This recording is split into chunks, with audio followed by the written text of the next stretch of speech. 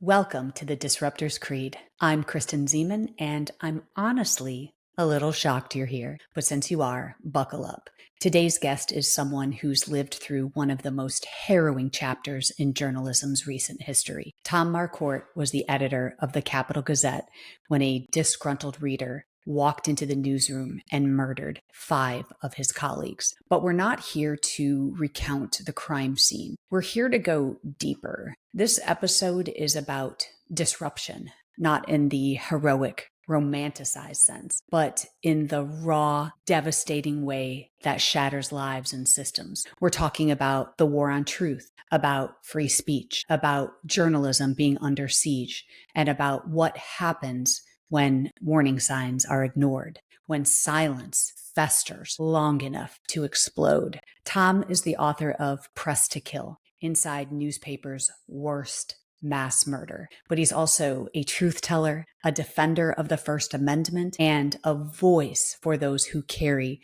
the invisible scars of violence. This isn't a crime story. This is a human story, a societal reckoning, and a call to confront the real consequences of staying silent when the alarms are going off. Let's get into it.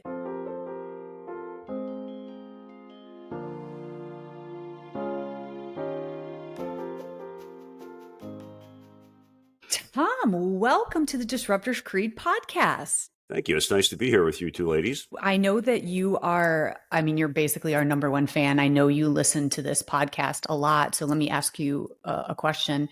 I'm going to put you on the spot. Do you think Chris should remain my intern, or do you think that she should be elevated to co-host? Well, sometimes I can't decide if she should let you be the host or whether or not you're doing the best job, but I've been bribed. Listeners, for those of you who are not watching on YouTube, he just held up a cup with Chris Tunney's face on it. Well, that's a wrap for the Disruptor's Creed. Tom, I'd like to thank you for coming in today. It's been absolutely wonderful. Bye.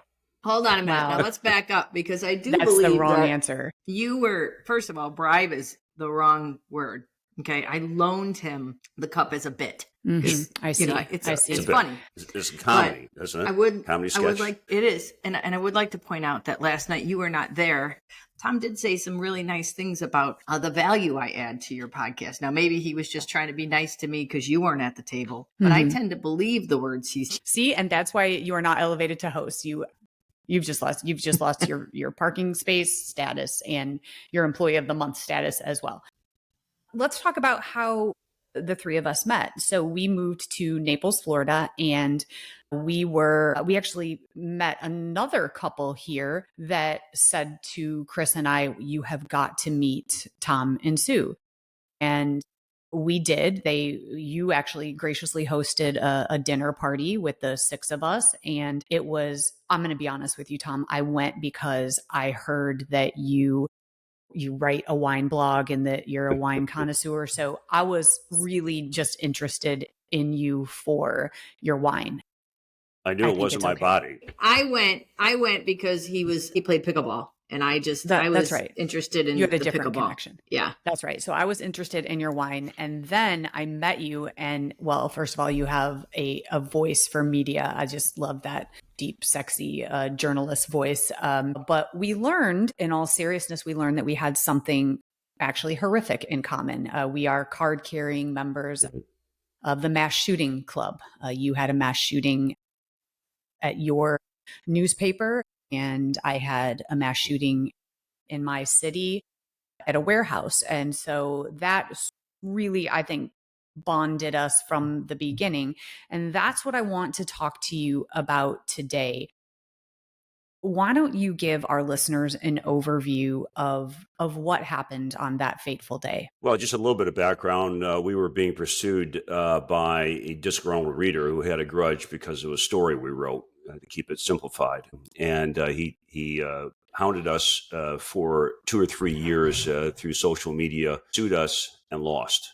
He went dormant for 3 years. I had retired to Florida.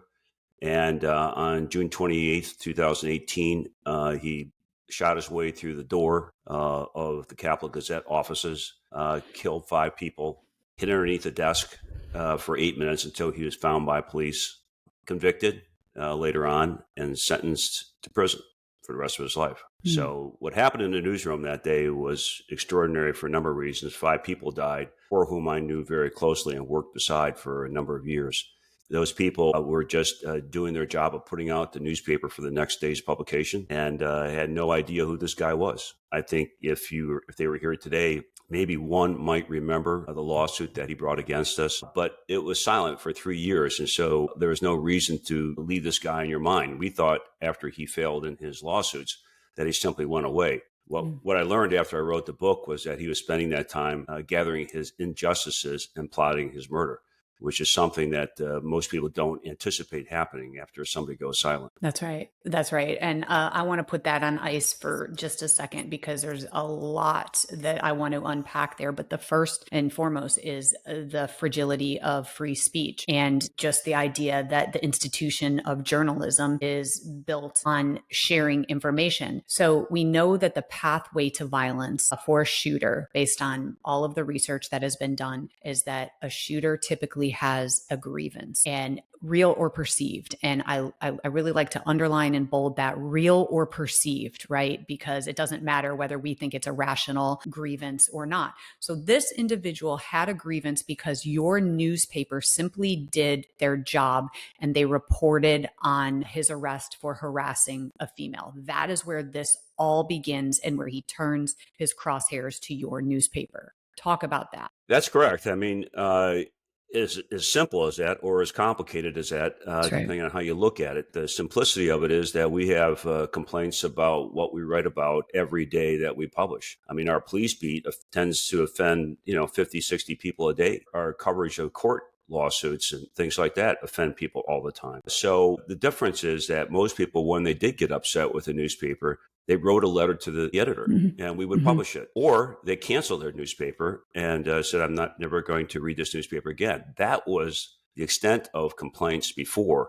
when newspapers did something people did not like. What is this guy's problem was that there was a lot of garbage surrounding his grievance against us. If you look at the psychological profiles of this guy, a number of things led up to this. He thought he was tormented and abused by his parents. It was greatly exaggerated, but he had a grievance in his childhood. He was jilted by a former high school classmate who we did the story on. He lost his lawsuit. So he was collecting all these injustices that he perceived, his grievances. So this guy wasn't just your typical reader who was upset. He was a loner. Yeah. He had a troubled childhood. He was jilted by a number of occasions. He lost in court. And so after he exhausted all his legal appeals, he felt his only way to get justice was through the barrel of a gun. Yeah, that's right. And Chris and I can attest to this idea of when someone commits a crime, it is very easy to armchair quarterback and to say, why didn't you do something about this? You should have seen this coming. And there are a lot of times where people will threaten, albeit veiled threats. Maybe they don't, get into an overt threat situation, but, there are rumblings. There is what we call leakage, that they're posting things. And in this particular incident, he was posting on Twitter. But then, as our profession, you can look to us and say, why didn't you stop this? And this is where I struggle so much, because he was threatening you, specifically the newspaper, on Twitter. And this went on for quite some time, and then he went completely silent. But you notified all of the authorities in this particular case when he was posting incessantly. Something to note here is he didn't have a large audience. It wasn't like he had millions of followers, right? Wasn't it a handful of people that were seeing this? Is that how do I understand that correctly? As far as we know, there were 2, his and the reporter who was following him. But Yeah. we didn't really see much more than those 2 people on there. But, he was quite happy when he saw the reporter who was monitoring his tweets. He felt there was success, and he joked about that and applauded himself for it. So, he wrote over 800 tweets about the newspaper and its personnel over that period of time, which was probably about maybe 3-4 years. So initially, the rants were rather tame. They started out sort of suggesting things that we didn't understand, that until I wrote the book, I didn't know they came out of a film, a video. So he was playing games on his game box, and these are characters out of a very violent sort of movie. And so when we didn't understand what he was talking about, but then things got progressively worse. He wished I would go to journalism hell. He knew he was on the edge of making a threat, but he was very careful to stay away from it. So he wished I would stop breathing. He suggested I was going to follow my publisher to the grave. He wanted, in his lawsuit, he said the reporter, I wanted to bash his face into the cement until he died. That was in the lawsuit that he self-filed.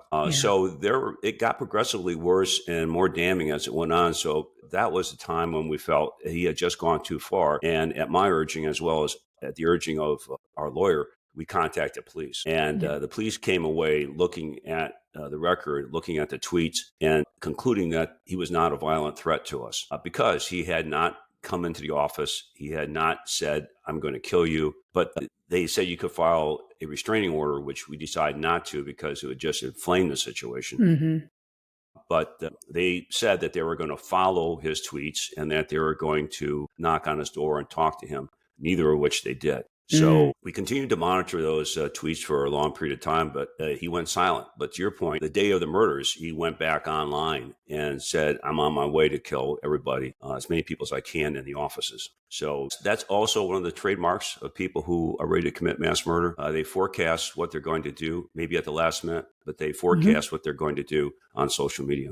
Okay. So Chris, I heard you kind of scoff in there when you said that the police said that they couldn't do anything. Once again, here's my dilemma. How many times have we been in that situation where someone sends a whole bunch of text messages or posts a bunch of things and we look at it and we're like, well, it's not an actual overt threat. And then the thing that we have to ask is, the follow-up question is, does this individual have access to a firearm? That is also in the pathway to violence. There are violent ideations, there is planning, and there is research that goes into it. And it sounds like the shooter followed that pathway to violence. He was doing the research. He goes dormant. But then the final stage is, do they have access to something that will assist them in carrying out this crime?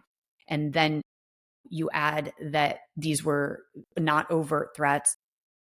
I can see how a cop would say, well, he's probably just blowing a lot of smoke, right? And think about our shooting in the city of Aurora. The shooter in the manufacturing plant had worked there for 15 years, and people described him as angry all the time, but they never thought that he would carry out a threat. So there is some sort of lesson here, but my problem is that we don't always have the luxury of connecting the dots because we do have to follow the law, and where there is not probable cause. Right? I think that here's what we're missing, though. The thing that I scoffed at is because when Tom said, they said they would follow up. Now, they had enough to go and knock on a door. That's right. They had enough to go and knock on a door and ask a simplistic question. And they chose not to do that. Had they gone and knocked on that door, who knows how he would have responded, right? He could have been like the, typical domestic abuser, right? And says all the right things. He's not going to do anything wrong or whatever it is, and the cops walked away. Or they could have gone in and asked the question and he could have said, yes, I posted those tweets. Well, do you have any access to firearms? Or the firearms could have been laying around the house. You don't even know, but they said they would monitor. They said they would follow up. And then the fact that he got online before he went and said that this is where he was going, and that we all know there is a simple algorithm that can be written to monitor any type of social media when somebody puts a threat out there like that to notify somebody. Nobody will do that. I get that. But if the police were monitoring his tweets like they said they were going to, when he put something up saying, I'm heading to the office to kill everyone, they could have been gotten to him before he got into that building. So my problem more is that the cops, they did have the option to follow up like they said they did, and they just chose not to. And that's an unknown variable. We don't know, right? I mean, they could have showed up at his front door and he could have said, go scratch. I didn't mean anything by it. I'm just blowing smoke. We hear that quite a bit, but this is the idea that he was harboring a long-term grievance in silence. And we don't typically see that amount of time in between these threats and then the actual event, notwithstanding that he posted on that day. But as we all know, police aren't monitoring Twitter all day long. So, I There's mean, one other point, if you don't mind me go ahead. interrupting. No, go. So one of the things I found in the book was that there is such a thing as professional threat assessment. Mm-hmm. And what was coming out after talking to these professional threat assessors was that the police have not been suitably trained in threat assessments. So whether or not that's the case today or whether or not that was the case when you were in office, I don't know. But I'm convinced that that was the case here. They just didn't understand the signs of a potential mass violent criminal. Yeah. And to Chris's point, that is part of a threat assessment is what we call a knock and talk, when we have information, but it doesn't rise to the level of probable cause, but we'll call it just reasonable suspicion. So then you get a team of people that put a threat assessment together, and that requires a lot of individuals, not just the target or the potential offender, but also you would reach out to a family member, you would reach out to someone else and say, what is the level of risk here? And so it takes time. And you're absolutely right, Tom. Not every department have the resources to do that, or even the knowledge and education. So I will say it is commonplace in policing, but not across the board. There are 18,000 police departments in the United States, and I will say not all of them are equipped with that. So in your opinion, are we even, Tom, this question is for you, are we even as a society equipped to deal with people who harbor long-term grievances in silence? I mean, this question for both of you. No, I mean, that's a simple answer. Just by that discussion, I mean, the police are limited in what they can do. Yeah, they can follow up, but that's no assurance that they're going to prevent a mass murder. But people turn to the police because they're the ones we believe have the expertise and the knowledge and the ability to stop mass murders from happening. So who else do we go to? And I think more is becoming known about mass murders that I'm trying to spread the word. And I think there are enough people out there trying to spread the word of how to identify a mass murder in your midst. And it is possible. The signs are there. And if say, for instance, enough people say, here are the 5 warning signs, red flags to look for, then people will start examining their inner circle. And I'm convinced there's probably one in everybody's circle who's potential mass murder. Not everybody does. Everybody has a grievance and they figure out a way of absolving themselves of that, but they don't resort to violence. So, there are peaceful means to get through grievances, but there are some people who are just ill-equipped to do that because of a mental illness or just because they are without any other alternatives that will satisfy their egos. So I think it's a telltale signs that people need to understand. Yeah. And that's one of the things that I found most impressive about your book is that you took the time. You'll have to tell me how many hours he was interviewed by a psychologist, but you took the time to listen to all of that.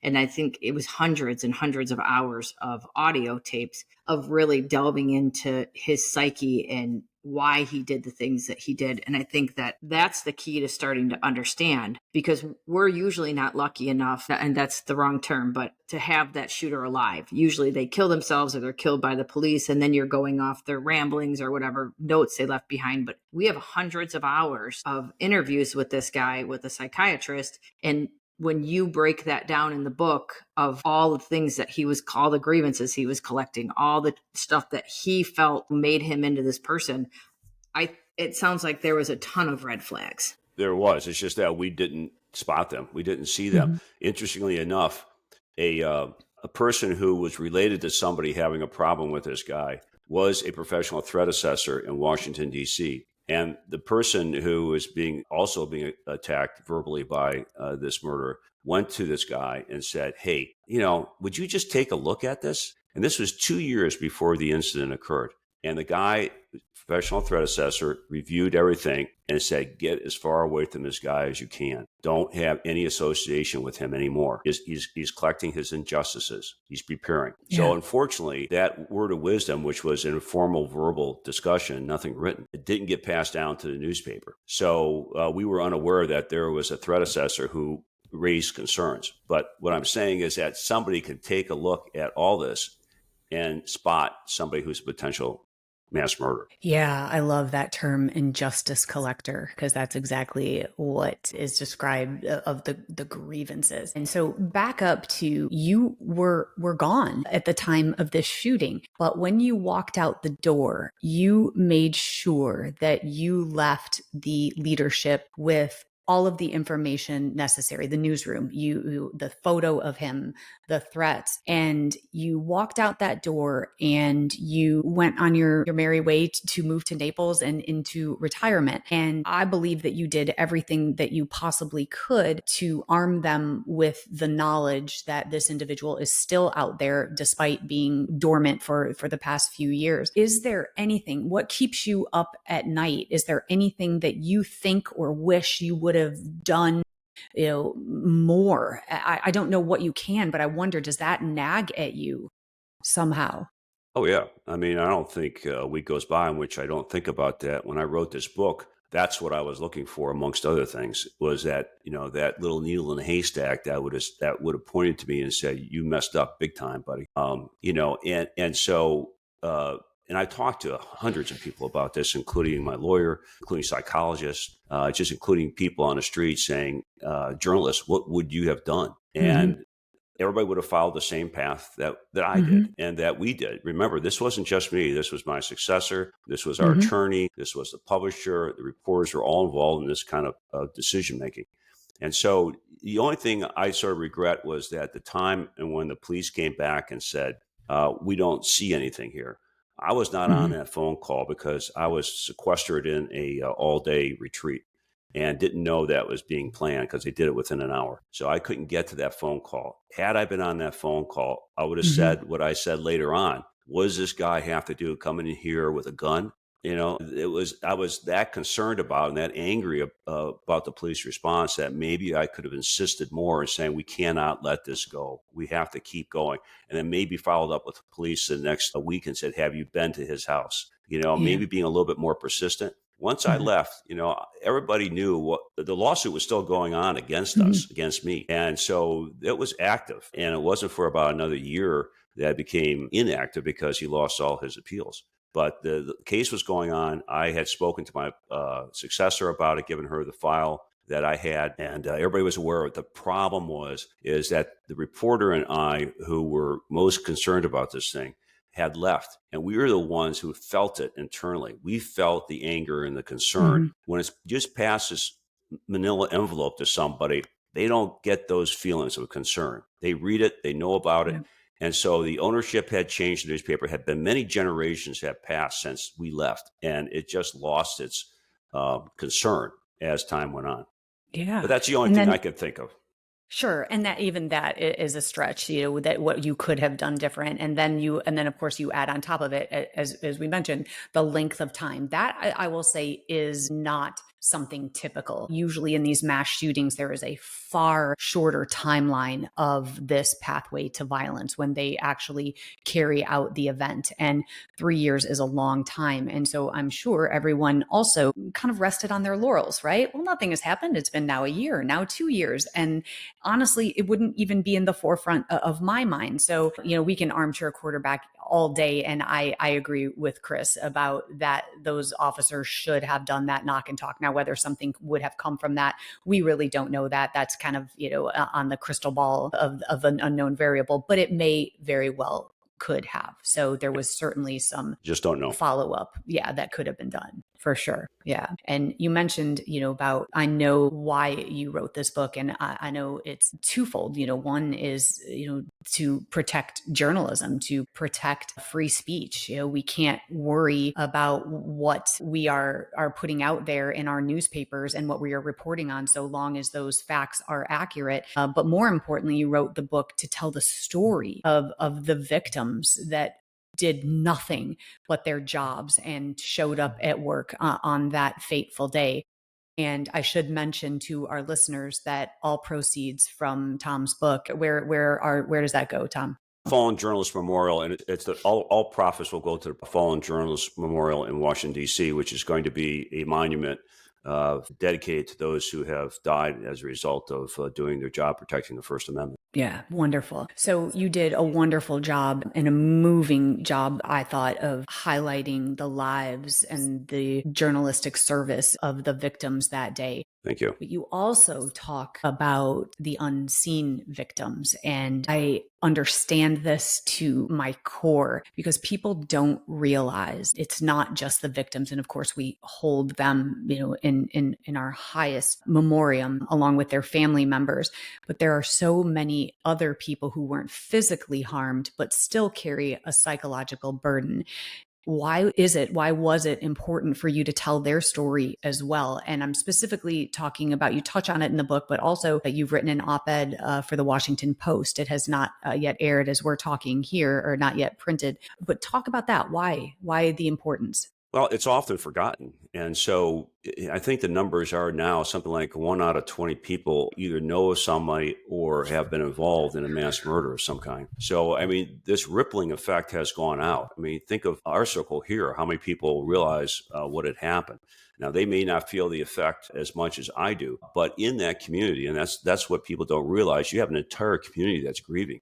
Annapolis is a relatively small town of maybe 15,000 people. And, when something like this happens, they know the newspaper, they know the editor, they know the reporters. I mean, that was the case. They all knew Wendy Winters and John McNamara and all the others that were part of this ordeal. So they grieve, they're grieving. And not only that, they become scared of their own safety in their community. That wanes after about a year. But for that year, they're looking over their shoulder, afraid to go into a building. So you have that impact. But more directly are the impact of the witnesses. There is a guy across the hall that saw the murder blast his way through, saw one of the victims trying to crawl to safety, saw the police arrive. There was a guy who was on the phone with a reporter. When he dropped the phone and hid, the guy was able to listen to the entire murder unfold. So he replays that in his mind at night. It's not something he could do, but he listens. He's calling police and saying, I just heard 2 shots. I heard somebody plead for their life.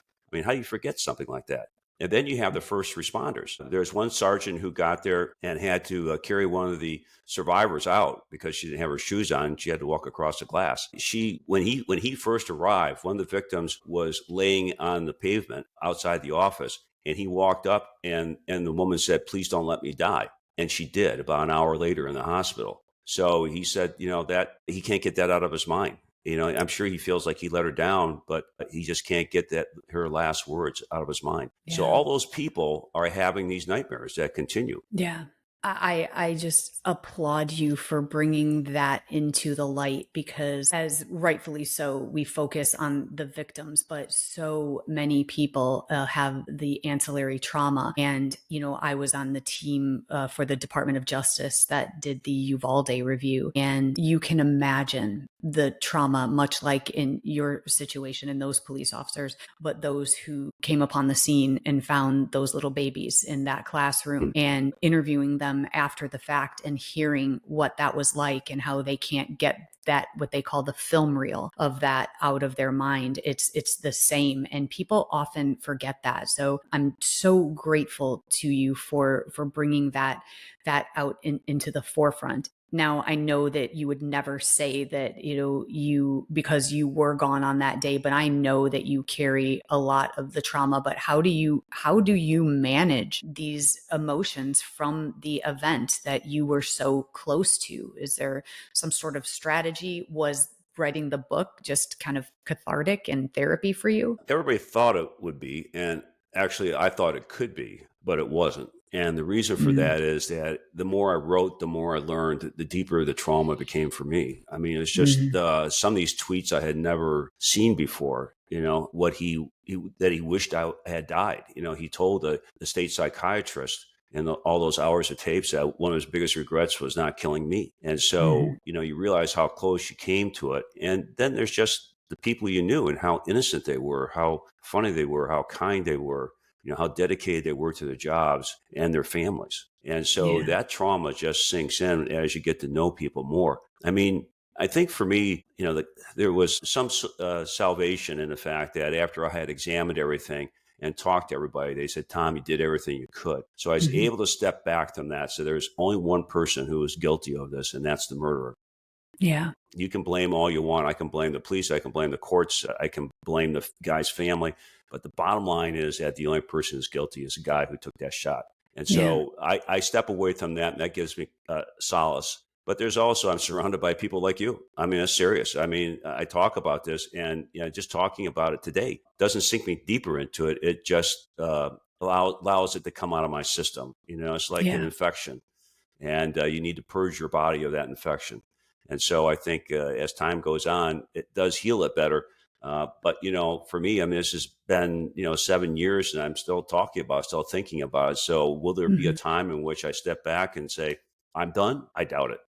I No. doubt Well, it. and It's something that's going to live with me. Yeah. No way. it reminds me of when you and I were talking about it, and you talked about the whole day when everything was unfolding, and with not having the knowledge of what was happening, but even the fear you had living here because you didn't know that he was caught. You didn't know if he was working alone. And, you and Sue are here in Naples, but you don't know if you're safe or not. And that really resonated with me. Talk about that a little bit. Yeah. So this guy was pure evil. So as he was leaving his apartment for the last time on his way to the newspaper offices, he had mailed a letter to the judge who turned down his appeal, and the lawyer, my lawyer, who represented the newspaper in these cases, and the reporter who wrote the original story. So I'm here, and people are texting me and saying, "Is this your newspaper?" I had no idea what they're talking about. So I flipped on CNN and saw the headline, 5 dead at newspaper offices. I'm looking at the building. It's a big building. I'm in sort of denial. I'm saying, well, maybe it didn't happen at the newspaper. How do they know it's a newspaper? It's a big, big building. But then when the police chief came on, it was confirmation of what was happening. And then my phone was just ringing off the hook. And, I was by myself, and Sue eventually arrived, but I was by myself for a long time, just not knowing what was going on. And then, as we get ready to return for the memorial ceremonies, what it turns out that my attorney calls and says, don't open up your mail because there could be a letter heading your way and we don't know what's in there. Police are advising not to open up any mail, just turn it over to police. And not only that, but they had advised me that when they went into his apartment, he had my Florida address right next to his computer. So, and to be honest with you, they didn't know if he was acting alone or if there was somebody else with a weapon. So, yeah, I mean, I'm talking to the attorneys, and I'm very upset. I closed the blinds. I literally closed the blinds, and I didn't have any weapons at the time. So, I mean, I didn't know what to do. I didn't know where Sue was, and we were just simply scared about what was next. And people kind of scoff at that. Well, why are you still scared? Well, you don't lose that fear when something like that happens. You're still looking in a room when you walk in, and still avoiding large crowds. So, yeah, Mhm. it was just the unknown. And when people would start calling me and giving me the names of the people, of course, then I'm just picturing all these people I work beside and how we work together on editorials and stories. So it Yeah. was a terrible day, terrible day. Yeah, Yeah. and it speaks to how strong secondary trauma can be. You Yeah. don't have to be in the middle of it to feel the trauma from it, and then to carry it out, even being this far away. Now you're still feeling unsafe because you don't know if a letter is going to show up. You don't. How did he have your home address in Naples? And that's a lot of thing too. That just processing that, because one of the things we talked about is that we all keep getting so upset over these mass shootings, and within a week, everybody moves on, and nobody's doing anything. And that was a problem. Yeah. I mean, that was a fear, is that people would just move on. In fact, there were 200 mass murders after the one that occurred in Annapolis. They did move on. Everybody moved on. Right. One of your reporters begged people not to move on after the shooting. Right. But here we are with hundreds more since then. And mass shootings are often followed by outrage, thoughts and prayers, and then apathy. So in your opinion, as a person who spent their entire career in journalism, how do we break that cycle? Is it unrealistic for these all to stay on the radar? What do we do here? Well, every one of these murders tends to draw the legislators out to come up with some solution to curb mass murders. But they just nibble at the edges. They're not willing to address assault weapons, for instance. They have a hard time passing red flag laws, which to me is the easiest thing to pass. I mean, to call out somebody who's prone to kill. They, require verification. They require a background check. I mean, that's all nibbling around the edges. And, a lot of them blame mental illness. I mean, that's what I see all the time. They say, well, if we're really going to attack weapons, it's not the weapons, it's the person. So we have to attack mental illness. But it's like less than 20% of mass murders are committed by somebody who has a mental illness, a serious mental illness. So, that's not the answer either. I mean, honestly, I've almost given up. I just don't see in my lifetime there's going to be any kind of significant change. I think this is going to go on as long as I'm standing. Yeah. And, a lot of people will say, well, then arm the teachers, arm yourself. That's the solution, was to put more guns out there on the street. Well, you as police officers know how that goes. I mean, a kid gets a hold of a weapon and shoots another kid. That's happening all the time in households now. So I don't think more weapons is the answer. Bigger weapons, more ammunition. I mean, that's all crazy, but that's the direction it's going. Yeah. Well, the idea of that on paper looks great. Let's arm the good guys, right? So they outnumber the bad guys. But what people fail to realize until they get into a situation that is so very high stress, high stakes, that puts them in harm's way, they don't actually know how they're going to react. Police officers, I mean, since I joined the force at the tender age of 21, I have been put through scenario after scenario, put in high stress situations. I know how I will react, just as does almost every police officer. We have seen cases, of course, of police officers who have not risen to the occasion or fallen back on their training. The average person who goes through a 40-hour maybe conceal and carry class and says, I can now carry a weapon, has no idea how they are going to react in the middle of something like this. And then, of course, I think it's preposterous to arm teachers. I mean, my teacher couldn't even work the overhead projector. And so, watching them fumble with a firearm just is preposterous to me. So again, I think it looks good on paper. I think it's a great talking point. Same with target hardening. And then here we are also in a time and place of political violence. And quite frankly, to your point, Tom, nobody is asking, how do we get the guns out of the hands of these individuals? Instead, they want to know what their political affiliation is. Oh, well, obviously it was a Democrat. No, it was a Republican. It was a right, and it's like, I don't give a shit about who did it. I want to thwart that pathway to violence. And I'm sad. This is why we sit together and drink a lot of wine, because I too I feel hopeless. So tell me something, what gives you hope? I mean, what do you hope that readers take away from Press to Kill that goes beyond the events themselves, knowing that we don't have control over everything? Is there anything that gives you that we can somehow get a handle on this? Is it legislation? Is it storytelling? Is it something else? The only lesson I come away with is that you're in charge. I mean, not police, you, specifically the individual. And so the more education we have out there on the streets, the better equipped we are. It's really not a gun. It's your own set of eyes. It's your brain that is going to prevent a mass shooting in your circle. You may not be able to do it across the country, but if you know those warning signs and you can protect yourself, whether it's locking your doors at night, whether it's staying away from this person or taking whatever precautions necessary, I think there's power in each person out there without having a weapon in their hands. Yeah, I absolutely agree. And this is what we talk about all the times, the red flags that we are tripping over. And a lot of people look to the police to be proactive. And in fact, we are reactive. We will show up to the event. And that is why the onus falls on the everyday citizen.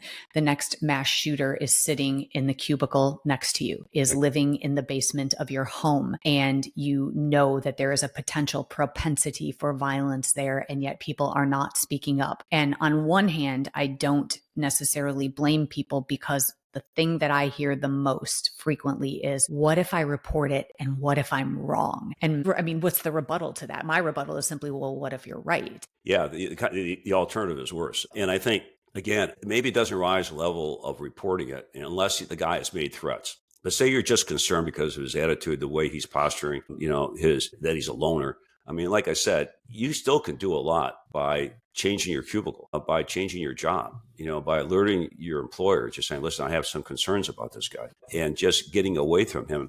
There's some precautions that can be taken that aren't quite so draconian as reporting him to police. Because the police, obviously, as you know, they need some evidence to go on. They just don't pick up a phone and say, yeah, we're going to investigate this guy because you feel there's a threat. They're going to want to know why you think he's a threat. And the other thing to point out here is that people think it's not going to happen in their town because they live Midwest town with 15,000 population. It's going to happen in Chicago, Detroit, Philadelphia, Pittsburgh, all the big cities where all the crime takes place.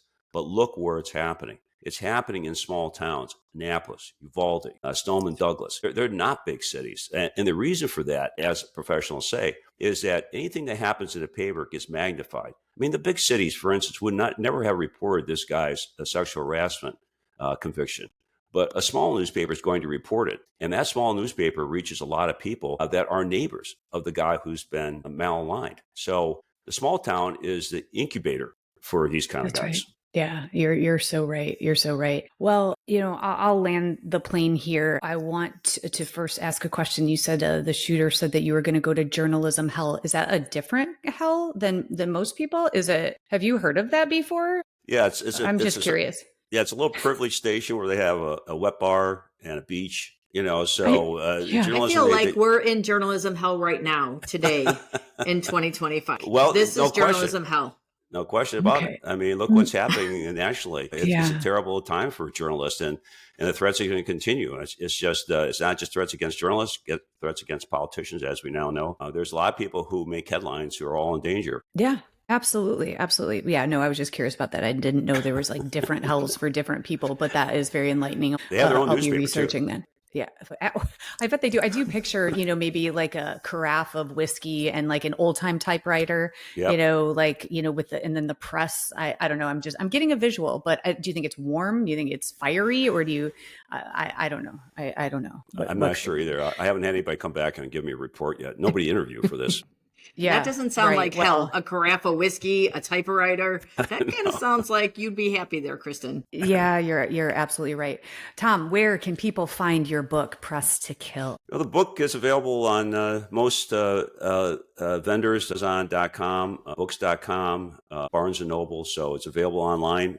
And it's available now. Beautiful. Yes. So I think I just want to leave it right here by saying, this is a quote from Dan Rather. The press is not the enemy. It is the imperfect, adversarial, noisy, and absolutely essential engine of freedom. We need the free press. And just noting that these individuals were simply doing their job by reporting an event, and that event led to the massacre, stealing 5 lives. And it's something that I know that you carry with you every single day of your life. And quite frankly, it is an honor to know you, and thank you for sharing their story, not only with us today, but in your remarkable book. I appreciate you. Thanks, Kristen, and thank you both for inviting me today. It's been a good opportunity to talk about it, and I enjoyed the conversation. All right. I'm gonna get some wine. I need that mug back. I'm gonna go to journalism hell. Bye, everybody. Bye, everybody. Bye. And that's a wrap on this week's episode of the Disruptor's Creed, where we don't do average, and we sure as hell don't do status quo. It's produced by me, Kristen Zeman, because I like to be in control of everything. Musical score is by Ethan Reardon and Jake Zeman, because talent runs deep in this gene pool. If you like what you heard, do that thing. Click subscribe, like, follow, or whatever button keeps this chaos flowing into your ears. And if you didn't like it, you probably need it more than you think. Head over to KristenZeman.com and sign up for my weekly brain droppings, where I dump thoughts, disrupt your thinking, and hopefully light a fire under your ass. All conveniently delivered to your inbox every Monday. You're welcome. Now go out there and cause some good trouble. Until next time, keep on disrupting, my fellow disruptors. Onward and upward.